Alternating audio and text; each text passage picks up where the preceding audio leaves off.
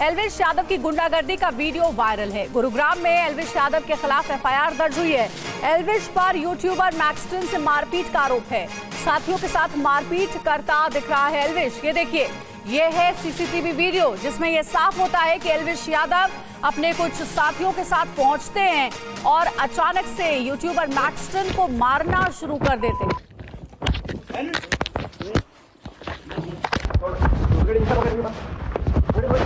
तुम्हारा सीधा मैं हाथ ना मिलाऊं। बैठो बैठो बैठो।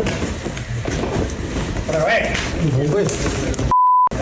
भाई लड़ो भाई, लड़ो मत लड़ो मत लड़ो मत लड़ो मत भाई, कौन पकड़ी, लड़ो मत लड़ो मत। यूट्यूबर और बिग बॉस ओटीटी सीजन 2 के विनर एल्विश यादव के खिलाफ गुरुग्राम के सेक्टर 53 थाने में एक केस दर्ज किया गया है। एल्विश के खिलाफ ये मामला यूट्यूबर सागर ठाकुर उर्फ मैक्सटन की बेरहमी से पिटाई को लेकर किया गया है। घटना का सीसीटीवी वीडियो सामने आया है जिसमें एल्विश अपने 8 से 10 साथियों के साथ सागर की पिटाई करते दिख रहे हैं। गुरुग्राम पुलिस वीडियो फुटेज के आधार पर मामले की जांच कर रही है।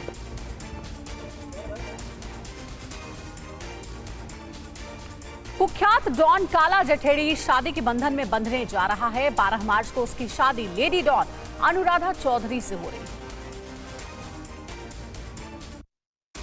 काला जठेड़ी की शादी दिल्ली के एक बैंकेट हॉल में होगी। काला जठेड़ी की शादी गैंगस्टर आनंद पाल की पूर्व प्रेमिका अनुराधा से हो रही है। शादी के लिए उसे कोर्ट से 6 घंटे की कस्टडी पेरोल मिली है। कोर्ट से पेरोल मिलने के बाद शादी की तैयारी जोर शोर से चल रही है। 12 मार्च को काला जठेली की शादी होगी और 13 मार्च को सोनीपत में गृह प्रवेश होगा। अनुराधा चौधरी काला जठेली से अपनी शादी से बेहद खुश हैं। मैं इस वक्त मौजूद हूँ द्वारका का ये संतोष बैंक्वेट है जहां पर 12 मार्च को काला जठेड़ी की शादी होने वाली है लेडी डॉन अनुराधा से।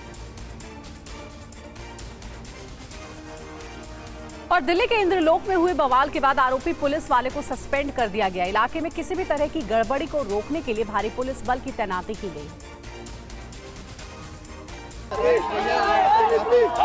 दिल्ली के इंद्रलोक इलाके में एक वीडियो वायरल होने के बाद दिल्ली पुलिस एक्शन में आ गई है। आरोपी पुलिसकर्मी को सस्पेंड कर दिया गया है। शुक्रवार को इंद्रलोक इलाके में जब मुस्लिम समुदाय के लोग शुक्रवार को सड़क पर जुम्मे की नमाज अदा कर रहे थे तो उस समय आरोपी पुलिसकर्मी ने लोगों से बदसलूकी की थी। यहाँ पे सीआरपीएफ, आरएएफ और लोकल पुलिस के काफ़ी फोर्स तैनात है और सिचुएशन अभी नॉर्मल है। तो सर, जिस तरीके से पुलिस कर्मचारी पे आरोप लगाया था उसको सस्पेंड कर दिया गया? हाँ जी, सस्पेंड कर दिया गया। पाकिस्तान से आई सीमा हैदर की मुश्किलें बढ़ सकती है। सीमा के पहले पति के वकील ने डीएम गौतम बुद्ध नगर को 3 मांगों के साथ एक खत लिखा है। सीमा हैदर के पाकिस्तानी पति गुलाम हैदर के वकील मोमीन मलिक ने गौतम बुद्ध के डीएम और पुलिस कमिश्नर को शिकायत खत देकर 3 मांगे रखी। सीमा हैदर द्वारा जो घोषणा की गई है कि वो अपनी फर्जी मैरिज एनिवर्सरी मनाने जा रही है बगैर सरकार की अनुमति के। सीमा हैदर द्वारा घोषित तिथि दिनांक 13/3/2024 के किसी भी ऐसे प्रोग्राम पर रोक लगाए जाने बारे शिकायत पत्र। खत के जरिए सीमा पर आरोप लगाया गया है कि उसे बिना इजाजत 13 मार्च को भीड़ जमा करने की योजना बनाई है।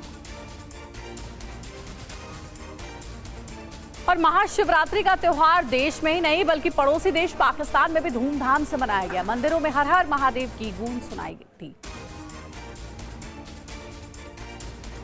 महाशिवरात्रि के मौके पर पड़ोसी देश पाकिस्तान में भी हर हर महादेव की गूंज सुनाई दी। सिंध के उमरकोट से 6 किलोमीटर दूर तक शिव मंदिर में बड़ी संख्या में हिंदू भक्त पहुंचे और भोलेनाथ की पूजा अर्चना की। सिंध प्रांत का ये मंदिर इस इलाके के सबसे पवित्र हिंदू स्थानों में से एक माना जाता है। दूर दराज के इलाके के लोग इस मंदिर में आकर भगवान शिव पर जलाभिषेक करते हैं। भक्तों के लिए पूजा सामग्री और प्रसाद की दुकानें भी सजी हुई हैं। पाकिस्तान के इस मंदिर को विविधता और सांस्कृतिक समृद्धि का प्रतीक कहा जाता है। 2022 में महसा अमीनी की मौत को लेकर यूएन की रिपोर्ट में ईरान को जिम्मेदार ठहराया गया। अमीनी की मौत के बाद ईरान में कई दिन विरोध प्रदर्शन हुए थे। संयुक्त राष्ट्र की एक रिपोर्ट में महसा अमीनी की मौत के लिए ईरान को जिम्मेदार ठहराया गया है। महसा अमीनी ने ईरान में महिलाओं के ड्रेस कोड के खिलाफ आवाज उठाई थी। इतना ही नहीं, रिपोर्ट में ये भी कहा गया है कि मरने से पहले उसके साथ शारीरिक हिंसा हुई थी। महसा अमीनी की मौत सितंबर 2022 में पुलिस हिरासत में हो गई थी। संयुक्त राष्ट्र की रिपोर्ट में ये भी कहा गया है कि अमीनी की मौत के बाद ईरान में भड़के प्रदर्शनों को दबाने के लिए अनावश्यक बल प्रयोग किया गया था। ईरानी सुरक्षा बलों ने महिला कैदियों का यौन उत्पीड़न भी किया। महीनों तक चली कार्रवाई में 500 से ज्यादा लोग मारे गए और 22,000 से ज्यादा लोग हिरासत में लिए गए थे। और बड़ी खबर है, बात चुनाव की करेंगे। लोकसभा चुनाव के लिए सीट शेयरिंग और उम्मीदवारों के चयन को लेकर एनडीए का महामंथन जारी है। दिल्ली में कल केंद्रीय गृह मंत्री अमित शाह के घर बैठक हुई है। महाराष्ट्र बीजेपी और सहयोगी दलों के नेता इसमें शामिल हुए। 2.5 घंटे तक चली है एनडीए की बैठक। सीएम एकनाथ शिंदे और अजीत पवार रहे मौजूद। देखिए, बीजेपी और सहयोगी दलों के नेता शामिल हुए हैं। अमित शाह के आवास पर यह बैठक हुई है। 2.5 घंटे तक एनडीए की मीटिंग चली है। लोकसभा सीटों को लेकर के मंथन इस बैठक में हो रहा था। खास करके महाराष्ट्र में किसे कितनी सीटें दी जानी है, इसे लेकर के चर्चा हो रही थी। सीएम एकनाथ शिंदे और अजीत पवार भी इस दौरान मौजूद रहे। महाराष्ट्र में सीट शेयरिंग पर एनडीए मंथन लगातार कर रहा है और सीटों के बंटवारे को लेकर के सबसे राय मशवरा लिया जा रहा है। अमित शाह के आवास पर जो बैठक हुई उसमें महाराष्ट्र के मुख्यमंत्री एकनाथ शिंदे भी पहुंचे हुए थे सीट शेयरिंग को लेकर के चर्चा करने, और साथ ही डिप्टी सीएम अजीत पवार भी इस बैठक में शामिल हुए।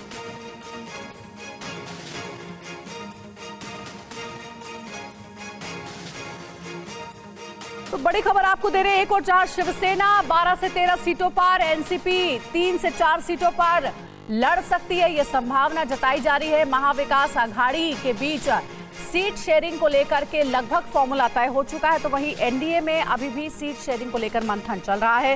ज्यादा जानकारी के साथ हमारे पॉलिटिकल एडिटर आमोद राय हमारे साथ जुड़ गए हैं, उनसे बात करते हैं। आमोद, ये जो बैठक हुई अमित शाह के आवास पर, क्या इसमें किसी नतीजे पर पहुंचा गया कि महाराष्ट्र में किसे कितनी सीटें दी जाएंगी? देखिए, कल लंबी बैठक हुई, 2.5 घंटे से ज्यादा की ये बैठक चली थी और इसमें बैठक में बीजेपी की जो भूमिका है, एक गार्जियन पार्टी की भूमिका है और उस तरह से बीजेपी इस पूरे बैठक को ऑर्गेनाइज कर रही है। उसमें मुख्यमंत्री और दोनों उप मुख्यमंत्री शामिल थे। इसमें सबसे महत्वपूर्ण बात यह है कि जो आपने बताया कि 3 से 4 सीटों को एनसीपी को दिया जा सकता है, 12 से 13 सीटों को शिवसेना को दिया जा सकता है और 31 से 32 सीटों पर बीजेपी चुनाव लड़ सकती है। ऐसा एक फार्मूला के तहत चर्चा हुई है। लेकिन सबसे महत्वपूर्ण बात यह है कि इसमें शिवसेना की कुछ जो सीटें हैं वो बीजेपी वहां से चुनाव लड़ेगी और कुछ 1-2 हो सकता है कि बीजेपी की सीट जहां पे है वहां शिवसेना लड़ेगी, यानी एक्सचेंज की भी बात हुई है कुछ सीटों पर। और शिवसेना कोटे से कौन कौन चुनाव लड़ेगा इसकी भी चर्चा हुई है। एनसीपी कोटे से चुनाव कौन लड़ेगा इसकी भी चर्चा हुई है। तो कुल मिलाकर बीजेपी की इसमें एक जो है, जो कल बैठक हुई है उसमें गार्जियन पार्टी की भूमिका है और उसमें दूसरी पार्टियों से भी चुनाव लड़ने वालों के तमाम उम्मीदवारों के ऊपर चिंतन मंथन हुआ है। अंजलि, ये बताना चाहते हैं। ठीक है, बहुत शुक्रिया आमोद पूरी जानकारी देने के लिए। तो देखिए, शिवसेना यानी कि एकनाथ शिंदे की शिवसेना जो कि 12 से 13 सीटों पर चुनाव लड़ सकती है और एनसीपी यानी कि अजीत पवार की एनसीपी 3 से 4 सीट मिल सकती है। तो देखिए, चर्चा जो हुई है, जो बैठक हुई है, उसमें इस बात की संभावना जताई जा रही है कि सीट शेयरिंग को लेकर फॉर्मूला लगभग तय हो चुका है, बस औपचारिक ऐलान बाकी है। और वहीं लोकसभा चुनाव की सीटों के बंटवारे को लेकर महाराष्ट्र विकास आघाड़ी की आज बैठक होने वाली है, लेकिन उससे पहले ही गठबंधन में आपसी मतभेद भी उभर आए हैं। एक और एनडीए महाराष्ट्र सीटों का बंटवारा फाइनल करने की ओर है, वहीं विपक्षी गठबंधन महाविकास आघाड़ी में सीटों का बंटवारा फंसता दिख रहा है। महाविकास आघाड़ी ने सीट बंटवारे पर वंचित बहुजन आघाड़ी प्रमुख प्रकाश अंबेडकर के बयान ने गठबंधन की एकता पर सवाल खड़े कर दिए हैं। उन्होंने कहा कि इंडिया गठबंधन को बचाने की जिम्मेदारी सिर्फ उनकी पार्टी की नहीं है, ये जिम्मेदारी सभी सहयोगी दलों की है। प्रकाश का दावा है कि कांग्रेस, एनसीपी और उद्धव गुट के बीच करीब 15 सीटों पर तालमेल नहीं है। वहीं शिवसेना उद्धव गुट का दावा है कि अगले 2-3 दिनों में सीट को लेकर फाइनल राय जनता के सामने रख दी जाएगी। और विपक्षी गठबंधन इंडिया को लेकर जम्मू कश्मीर में भी झटका लगा है। नेशनल कॉन्फ्रेंस नेता उमर अब्दुल्ला ने पीडीपी के साथ मिलकर चुनाव लड़ने से मना कर दिया है। चुनाव से पहले ही जम्मू कश्मीर के पीपल अलायंस फॉर उपकार गठबंधन टूट गया है। पीडीपी अध्यक्ष महबूबा मुफ्ती ने नेशनल कॉन्फ्रेंस पर जम्मू कश्मीर में गठबंधन को तोड़ने का आरोप लगाया। उमर साहब ने खुद कहा कि अलायंस में है ही नहीं, तो वो तो मैंने तो कुछ नहीं, मैं तो चाहती थी कि हम पीएचडी बिल्कुल बरकरार रहे, आगे चलती रहे, पर उन्होंने तो खुद कहा। इससे पहले उमर अब्दुल्ला ने कहा था कि पीडीपी गठबंधन का हिस्सा नहीं। अब जो तीसरे नंबर पे आए उनको सीट मांगने का कहां से हक बनता है? आज जिन्होंने उनको तीसरे नंबर पे लाया उनमें से कितने लोग आज पीडीपी में हैं? लोकसभा चुनाव से पहले पीएम मोदी राज्यों का तूफानी दौरा कर रहे हैं। इसी के तहत असम के बाद पीएम आज अरुणाचल प्रदेश, पश्चिम बंगाल और यूपी का भी दौरा करेंगे। असम के बाद पीएम मोदी आज अरुणाचल प्रदेश के तवांग पहुंचेंगे, जहां पीएम मोदी 825 करोड़ में बनी सेला सुरंग का उद्घाटन करेंगे। ये सुरंग अरुणाचल प्रदेश के तवांग को असम के तेजपुर से जोड़ेगी। इसके बाद पीएम का पश्चिम बंगाल के सिलीगुड़ी में विकसित भारत विकसित पश्चिम बंगाल कार्यक्रम में शामिल होंगे और राज्य को 4,500 करोड़ की विकास परियोजनाओं की सौगात देंगे। पश्चिम बंगाल से पीएम मोदी शाम को अपने संसदीय क्षेत्र वाराणसी पहुंचेंगे, जहां वो बाबतपुर से काशी विश्वनाथ धाम तक 30 किलोमीटर लंबा रोड शो करेंगे। और वहीं पीएम नरेंद्र मोदी आज अरुणाचल प्रदेश को एक बड़ी सौगात देने जा रहे हैं। माना यह जा रहा है कि सेला सुरंग से चीन की नींदें उड़ने वाली हैं। सेला सुरंग, जिसका आज पीएम मोदी उद्घाटन करने जा रहे हैं, इसे भारत के राजनीतिक तौर पर काफी अहम माना जा रहा है। सेला सुरंग चीन की सीमा से काफी करीब है। ये देश की सुरक्षा के लिहाज से काफी अहम मानी जा रही है। सुरंग अरुणाचल प्रदेश के तवांग को असम की तेजपुर से जोड़ेगी। 13,500 फीट की ऊंचाई पर दुनिया की सबसे लंबी सुरंग अब बनकर तैयार है। अब चीन बॉर्डर पर भारतीय सेना के मूवमेंट्स तेज होंगे। पहले मौसम और बर्फबारी की वजह से ये इलाका लंबे समय तक बंद हो जाता था। सेला सुरंग की आधारशिला 2019 में रखी गई थी। 3 साल बाद पीएम मोदी इसका उद्घाटन करेंगे। और कांग्रेस ने लोकसभा चुनाव के लिए उम्मीदवारों की पहली लिस्ट जारी कर दी है। पहली लिस्ट में 39 उम्मीदवारों के नाम शामिल हैं। कांग्रेस की पहली लिस्ट में राहुल गांधी, भूपेश बघेल और शशि थरूर जैसे बड़े नाम शामिल हैं। कांग्रेस ने वायनाड से दोबारा राहुल गांधी को उम्मीदवार बनाया है। छत्तीसगढ़ के पूर्व मुख्यमंत्री भूपेश बघेल को राजनांदगांव से टिकट दिया गया है। केरल के तिरुवनंतपुरम से शशि थरूर को टिकट दिया गया है। बेंगलुरु ग्रामीण से डीके शिवकुमार के भाई डीके सुरेश को उतारा गया है। केरल के उलपूझा में केशव वेणुगोपाल को टिकट दिया गया है। महासमुंद से तामध्वज साहू को उतारा गया है। केरल के कोझिकोड से एमके राघवन को टिकट दिया गया है। कांग्रेस ने फिर से तिरुवनंतपुरम से शशि थरूर को अपना उम्मीदवार बनाया है। उम्मीदवार बनाए जाने के बाद शशि थरूर ने क्या कहा, देखिए TV9 संवाददाता शिवांग माथुर की रिपोर्ट। देखिए, मैं कोई भी चुनाव में कोई भी मैं रिलैक्स करके नहीं आया हूँ। मेरे ख्याल में मेरा सेवा मेरे लिए बोलते हैं और 15 साल से मैं सेवा कर रहा हूँ। और मैं जन से पूछेंगे कि अगर आप संतुष्ट हैं मेरी सेवा से तो मुझे एक और मौका दे दीजिए, बस इतनी ही बात है। आप भूल जाइए मत कि ये त्रिकोण चुनाव है, क्योंकि हमारे कम्युनिस्ट पार्टी भी काफ़ी वहाँ मजबूत है। मैं सीट उन लोगों से छीन लिया था। और कांग्रेस ने उम्मीदवारों की पहली लिस्ट महाशिवरात्रि के दिन जारी की है। ऐसा करने के पीछे क्या थी वजह, देखिए रिपोर्ट। राहुल गांधी की शिव भक्ति किसी से छिपी नहीं है। यही वजह है कि कांग्रेस ने महाशिवरात्रि के दिन उम्मीदवारों की पहली लिस्ट जारी की। 7 मार्च को सीईसी की बैठक में उम्मीदवारों के नाम को फाइनल कर दिया गया था, लेकिन उस दिन घोषणा नहीं करके कांग्रेस ने एक दिन बाद यानी महाशिवरात्रि के दिन उम्मीदवारों के नाम की घोषणा की। राहुल खुद को शिव भक्त बताते हैं। 2024 के लोकसभा चुनाव में जुटे राहुल गांधी भारत जोड़ो न्याय यात्रा के दौरान असम से लेकर मध्य प्रदेश के अलग अलग मंदिरों में दर्शन करते नजर आए। लोकसभा चुनाव में कांग्रेस की क्या स्ट्रेटेजी है और टिकट देने में किन खास बातों का ध्यान रखा गया है, ये रिपोर्ट आपको दिखाते हैं। केसी वेणुगोपाल कांग्रेस के राज्यसभा सांसद हैं। कांग्रेस ने वेणुगोपाल को अल्पुझा से उम्मीदवार बनाया है। Sir, you are fighting Lok Sabha election. You are Rajya Sabha MP. You are General Secretary organization. Now other leaders should also fight the election. No, our maximum priority is to take maximum Lok Sabha seat in these elections and win these elections. That is our priority. First and foremost priority is to win maximum Lok Sabha seat for Congress party. That is why we are doing this strategy. Thank you. और इधर केंद्रीय मंत्री राजीव चंद्रशेखर ने राहुल गांधी पर जमकर निशाना साधा है। उन्होंने राहुल गांधी के वायनाड से चुनाव लड़ने की वजह बताई। बीजेपी ने राजीव चंद्रशेखर को तिरुवनंतपुरम से उम्मीदवार बनाया है। उनका मुकाबला कांग्रेस के शशि थरूर से है। राजीव चंद्रशेखर ने चुनाव में अपनी जीत का दावा किया है। साथ ही कांग्रेस नेता राहुल गांधी पर जमकर हमला किया। उन्होंने कहा कि राहुल गांधी वायनाड के अलावा कहीं और से चुनाव नहीं लड़ सकते। Rahul Gandhi cannot contest from any other seat anywhere in the country. He can only come to Wayanad, and we all know why, but I don't want to talk about that.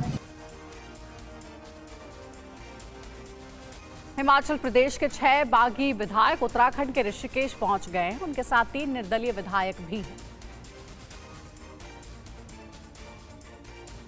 Rajya Sabha चुनाव की cross voting के बाद कांग्रेस के सभी बागी विधायक पंचकुला के एक होटल में ठहरे थे, जहां से अब सभी विधायक उत्तराखंड के ऋषिकेश पहुंच गए हैं। चार्टर्ड प्लेन से कांग्रेस के बागी विधायक पंचकुला से ऋषिकेश पहुंचे।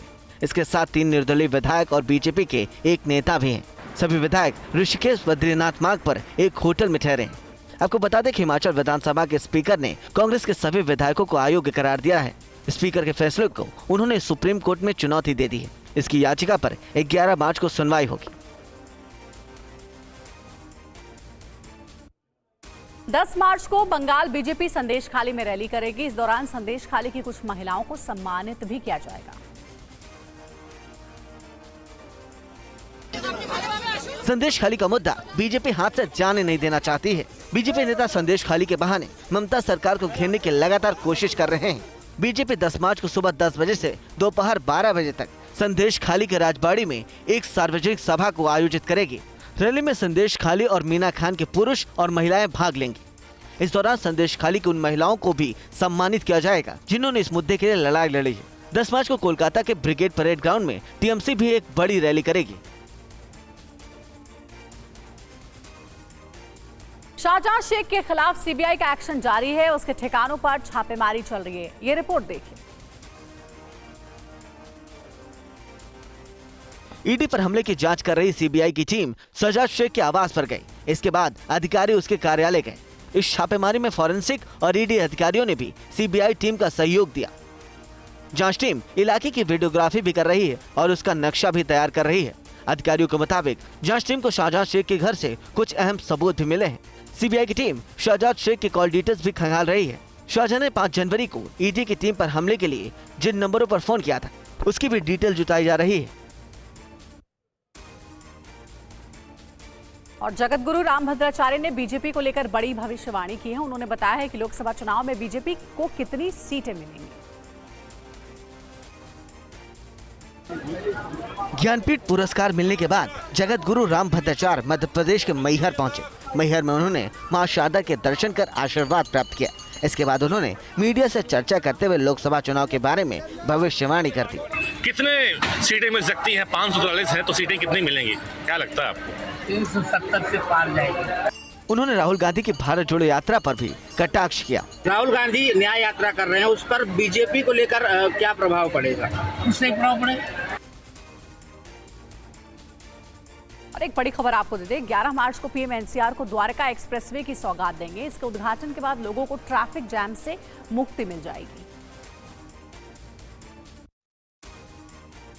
दिल्ली एनसीआर को पीएम मोदी एक बड़ी सौगात देने जा रहे हैं। 11 मार्च को प्रधानमंत्री मोदी देश के पहले एलिवेटेड अर्बन एक्सप्रेसवे का उद्घाटन करेंगे। उद्घाटन के लिए एक्सप्रेसवे को सजाया संवारा जा रहा है। एक्सप्रेसवे के उद्घाटन के बाद लोगों को रोजाना के ट्रैफिक जाम से मुक्ति मिल जाएगी। द्वारका एक्सप्रेसवे की कुल लागत 9,000 करोड़ रुपए है। इस एक्सप्रेसवे पर अनमैन्ड हाईटेक टोल प्लाजा बनाया गया है। दिल्ली गुरुग्राम बॉर्डर के महिपाल पुल की शिव मूर्ति से शुरू होकर गुरुग्राम के खेड़की टोल प्लाजा के पहले नरसिंहपुर तक ये एक्सप्रेसवे जाएगा। दिल्ली एनसीआर में बने द्वारका एक्सप्रेसवे में क्या-क्या खासियत है, जानने के लिए आपको दिखाते हैं TV9 भारतवर्ष संवाददाता अभिजीत ठाकुर की ये रिपोर्ट। देश के पहले एलिवेटेड अर्बन एक्सप्रेसवे पर जो लाइट वेट व्हीकल्स हैं उनके लिए अधिकतम रफ्तार 100 किलोमीटर प्रति घंटा तक रखी गई है, जबकि हेवी व्हीकल्स के लिए 80 किलोमीटर प्रति घंटा की स्पीड निर्धारित की गई है। ये द्वारका एक्सप्रेसवे की तस्वीरें आप देख रहे हैं और ये अपने आप में देश का अनूठा एक्सप्रेसवे है जो कि प्रधानमंत्री नरेंद्र मोदी का डीम प्रोजेक्ट भी कहा जा रहा है। ये लगभग 19 किलोमीटर का स्ट्रेच है जो कि दिल्ली को कनेक्ट करता है। भारतीय वायुसेना की सूर्य किरण एरोबैटिक टीम ने मेघालय में जबरदस्त एयर शो का प्रदर्शन किया है। आसमान में ये इंडियन एयरफोर्स की सूर्य किरण एरोबैटिक टीम का कमाल है। मेघालय में इंडियन एयरफोर्स की सूर्य किरण एरोबैटिक टीम ने शानदार एयर शो का प्रदर्शन किया। उमियाम झील पर आसमान में वायुसेना के जाबाजों ने हवा में कई आकृतियां उकेरकर लोगों का दिल जीत लिया। एयर शो के दौरान स्कैट के साथ साथ सुखोई 30 MKI, राफेल और चेतक चीता हेलीकॉप्टरों ने भी प्रदर्शन किया। मेघालय के राज्यपाल फागू चौहान, मुख्यमंत्री कॉनराड संगमा, कई मेहमान, छात्रों और जनता के सदस्यों ने कार्यक्रम को देखा। और वहीं ग्रीस में सरकार के खिलाफ जबरदस्त प्रदर्शन चल रहा है। सरकार के एक फैसले के खिलाफ लोग सड़कों पर हैं।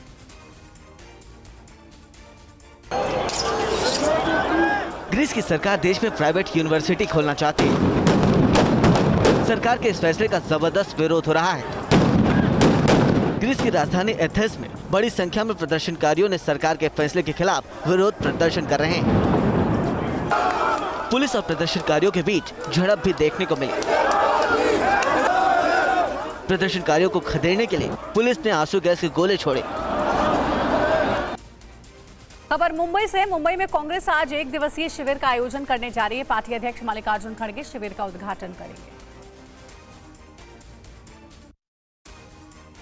कांग्रेस अध्यक्ष मल्लिकार्जुन खड़गे आज लोकसभा चुनाव की तैयारियों के लिए वीडियो कॉन्फ्रेंसिंग के जरिए एक दिवसीय शिविर का उद्घाटन करेंगे।